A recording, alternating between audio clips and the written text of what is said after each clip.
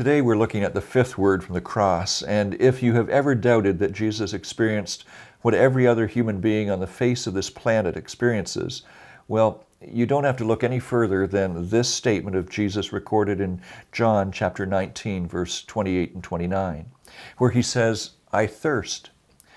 How, unless he was as fully human as Jesus was divine, could he ever utter these words?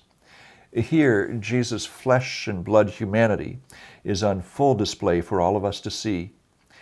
Now, in church, we talk about the incarnate God, but one of the things that tempts us, at least, at the cross, is our desire to, as one theologian puts it, make Jesus God uncarnate. In other words, to make him all-powerful and present and loving, but without the human frailties and temptations that we all face during the normal course of our lives. Doing that, it would make Jesus irrelevant. He'd be so spiritual that he'd be of no earthly good to any of us. But thankfully, that's the furthest thing from the truth about the Jesus we read about here in the Bible. Because here, Jesus is speaking mainly to himself. He's saying, "I thirst."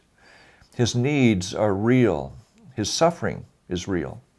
In fact, drops of blood were coming from his brow where they had jammed a crown of thorns down upon his head, and his flesh was tearing around his hands and his feet.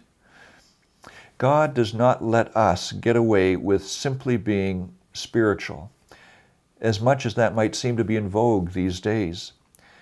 Christian faith actually relates to how we engage the realities of life here and now.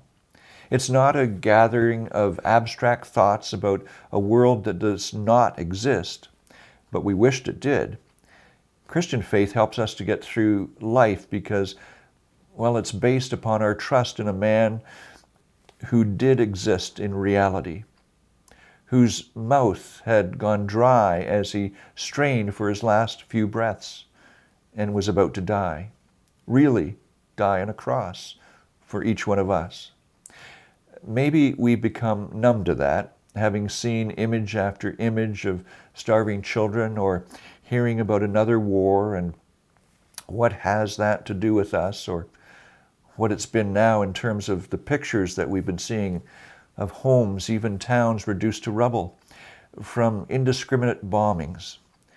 Our numbness helps distance us from what is all too real, as if no one were really left homeless as long as we can lay our heads down softly on a pillow at night. Just in case we might try to make Jesus into some kind of superhero who looks to be above it all, he doesn't allow us to play that mind game with ourselves. Jesus did not distance himself from reality. He did not hang on that cross numb to the pain and suffering. He acknowledged and named it. One who had earlier said, "Whoever believes in me will never thirst," now says, "I thirst." Words in Scripture often have more than one meaning. To thirst in the Bible also means to be desperate with desire. In the Beatitudes, Jesus tells us, "Blessed are those who hunger and thirst for righteousness." May we be those who do just that. May we long for the things of Christ. May we live in the reality of our lives, accepting the challenges before us, and draw on the personhood as well as the presence and power of Jesus Christ. I'm Craig Rumble.